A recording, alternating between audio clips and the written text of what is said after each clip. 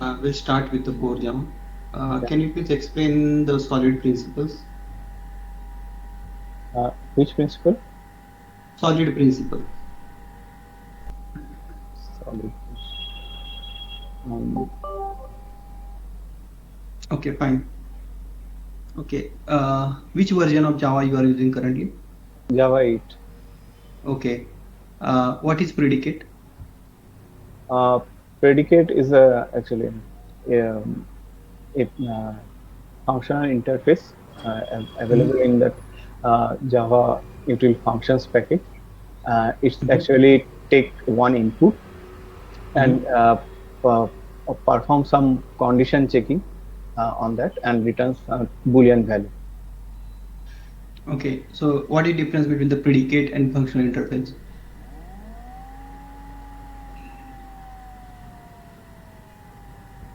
Uh, Functional interface is an interface which has only one um, abstract method, and Mhm. it may contain the default and static method also. But predicate is a, you can say, a method which take one input and perform some operation is using lambda expression. So the concept is totally different. All this functional interface and predicate. Okay. Have you worked on the flat map function? Yeah. When to use the map and when to use the flat map? Uh, Flat map is used to transform one things to another thing. Okay, so and flat map is used when, for example, I have a list of maps, some kind of collection. Then to uh, process it, I need a flat map to transform that list to map that collect all those map values from that. Okay. Okay. Okay, fine. What is Stream API? Stream API is an API provides some uh, predefined libraries that which helps method which helps to perform some operation on some collection, and it provides some terminal and intermediate methods to perform some operation on that collection, and it perform it's actually method chaining, you can say. So the process data move to the next step, and it doesn't store that intermediate data anywhere. It's actually process each steps with that outcome of previous step data. Okay. Okay, fine. Have you worked on the array list? Yeah. Yeah. When to use the array list and when to use the linked list? Mm, for um, for data searching, uh, it is better to use array list, and for data manipulation we have to use linked list. For example, uh, if I have a huge amount of data in collection and I want to uh, perform some operation like delete. For example, I have to remove some element, or I have to modify some element, perform some for example, it's a delete operations. Okay, so delete Mhm. operation is better in linked list rather than array list, because if, for example, I have 100 of elements and I want to remove the 20 index elements. So at the time after removing, the array list need to that is again reformat, you can say. So after 20 elements, 21 to 99, all those data move to shift to forward. But in linked list it is not happening, because linked list store the previous and next element. Okay, fine. Can we make array list immutable. Yeah, Okay, how? there's a method collection dot immutable list. Okay, okay. Uh, how hash maps works internally? Hash map work on the principle of hashing. So hashing is Mm-hmm. actually a method which uh, provide a unique value. It's a method so which return integer value. So in hash map, it's in backend, it's actually mean backed by a array list of which is which store all the, you can say it's a bucket concept. So when we perform some put operation in the hash map, so Mm-hmm. first it check the first it uh, calculate the hash value for that particular element, and then Mm-hmm. add search the specified bucket, and inside that if that bucket is empty, then that element is added. And when I again try to add another element which hash code is same, then it's uh, search for that bucket with the hash code method, and then if check if it is not null, then it's add create a linked list from inside that bucket, and add the a new element at the end of that linked list. And at the time of get operation, so it takes two method helps of two method of hashing hash and equals method.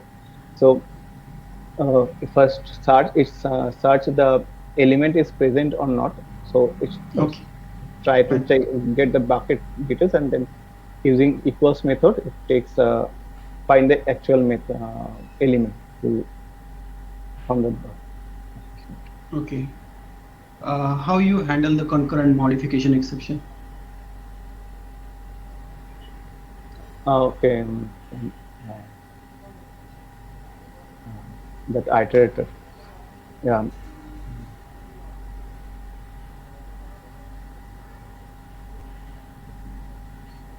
mm,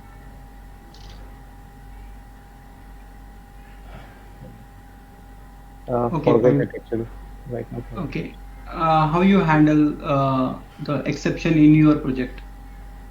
uh, we create a custom exception class, and then Mm-hmm. we create a global exception class which uh, import the um, entity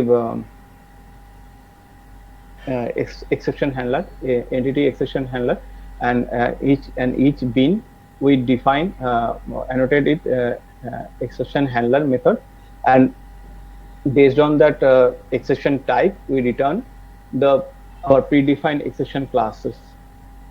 Okay. And what are the annotation that we need to declare? And on that class we use that um, REST controller our annotation.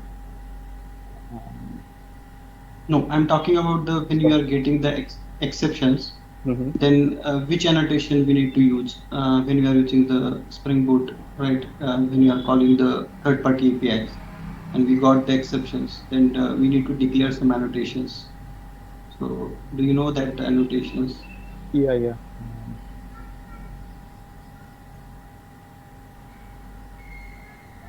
Sorry, can't recall right now. Okay. Okay. How you handle the versioning in your project? Suppose you are going to deploy or you are going to release some your deployment. So how you handle the versioning? Versioning means what?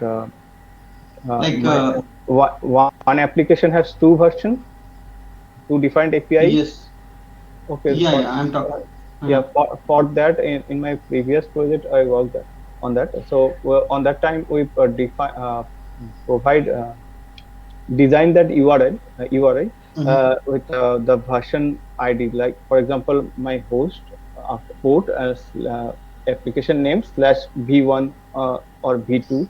Then after that, the parameter list that in that. Okay. Suppose I have the existing applications, Mhm. which is three modules, and each module is dependent on another modules. And I want to convert that application into the microservice. So, what is your approach?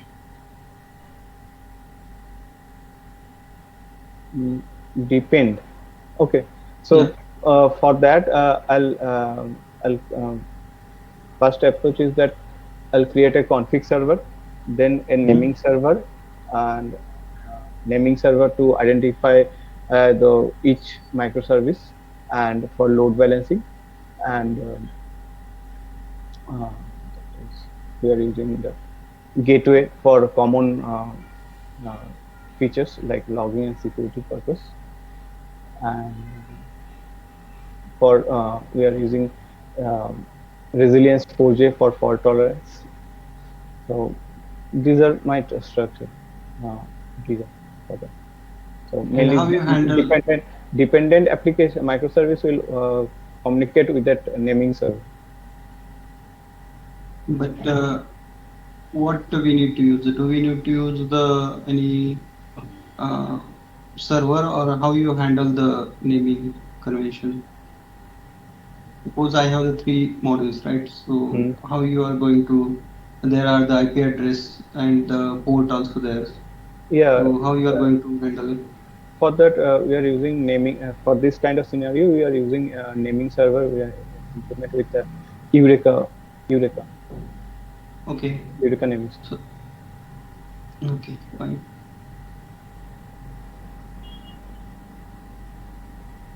Have you implemented Swagger in? Yeah, yeah.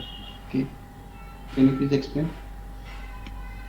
Um, we add those Swagger dependency, and for that we create a custom class and define some annotation related to Swagger, and from it's also provided URI from UI from where we can get the API details, the Mhm.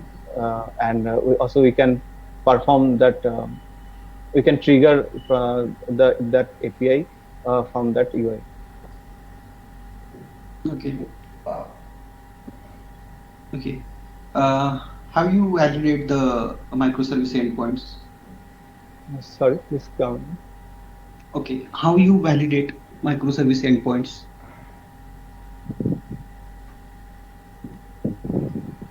Mm,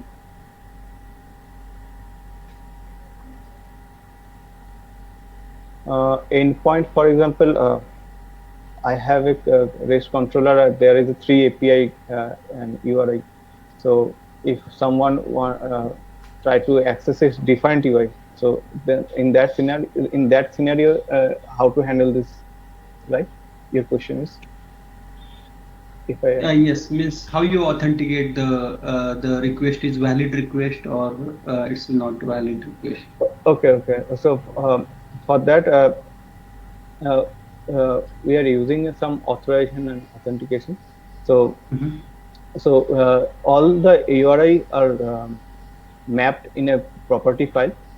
At the time of, for example, end user try to access a particular user. So first we check is that user is authorized or not for a particular group, or you can say it's a role.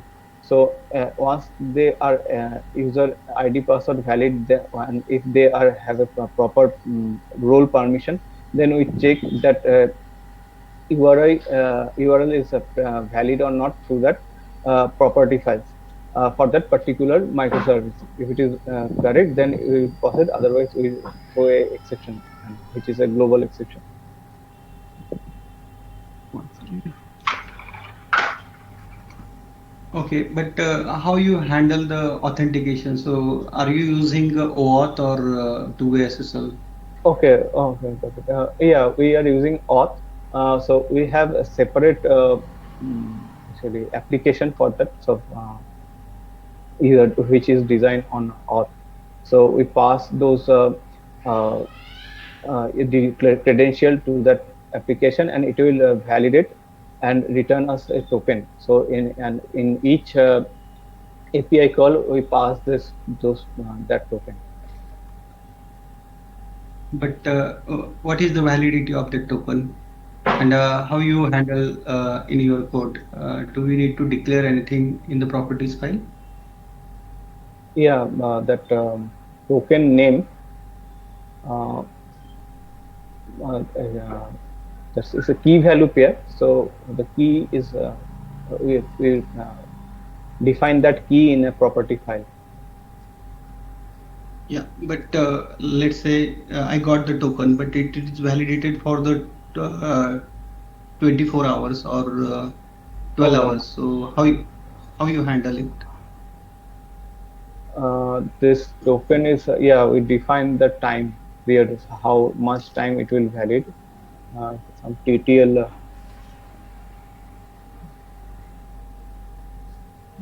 Mm, Sorry, actually, we for each application for our client, we we use that particular authorization application. So it provides those credential and it will return the token, and it is internally checked and sign out automatically after some time period. Okay. Have you worked on the Hibernate No, JPA? yeah. Okay. How you handle the pagination in the JPA?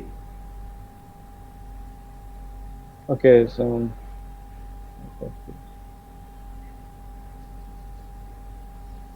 for pagination, we so give me the page number and some count. We are no, count is already predefined, so we Mm-hmm. send that page number in each request, and Mm-hmm. uh, process the query from that page number, that is limit from that page number into, for example, 10 plus 100, like that. Okay. Have you worked on a design pattern? Or no, but I have knowledge some like design to singleton, um, that is MVC. These are common, but Okay. never design any application on just Okay. What is singleton design pattern? singleton design pattern is enables that only one instance of a mm, class will Mm-hmm. active throughout the application. So we can't Okay. create any second instance of that particular class. Every time it will return the single one. So we use it in for our database connection. So it every time we request that connection, so it return only the single instance of that. Okay. Okay.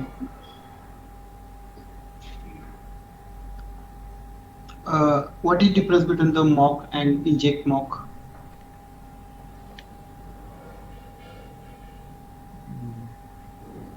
Inject more.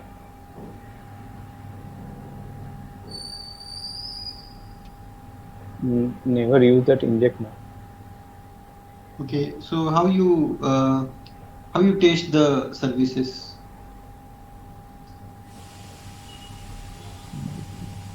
Yeah, we were using mock and power mock for that. Uh, Okay, but uh, suppose I have the web services, mhm. so I want to write the JUnit for the JUnit test cases. So how you mock that classes?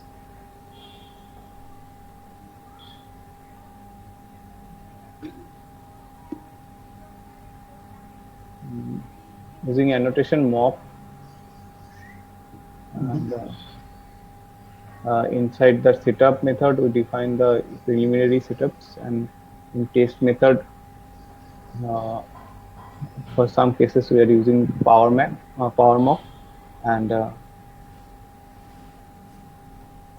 Okay, in which scenario you are using the Power Math? uh, for example, we have any third-party API. So for that, Mhm, and in some cases, if a method has some static, if a class has some static members, so to mhm. create those instance or access those methods, we use Power.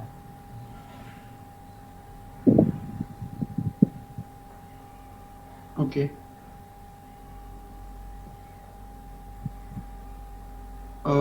Have you worked on the CI/CD pipeline?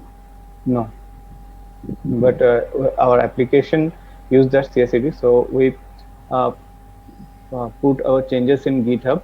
So when we Mm-hmm. push those changes, so it there is a script which automatically start those CI/CD job, and before that it checks those sonar checks and validate all those application details, and then it move to particular environment Okay. in AWS. Okay. Do you have any experience on AWS No, cloud? Any experience? no. Okay.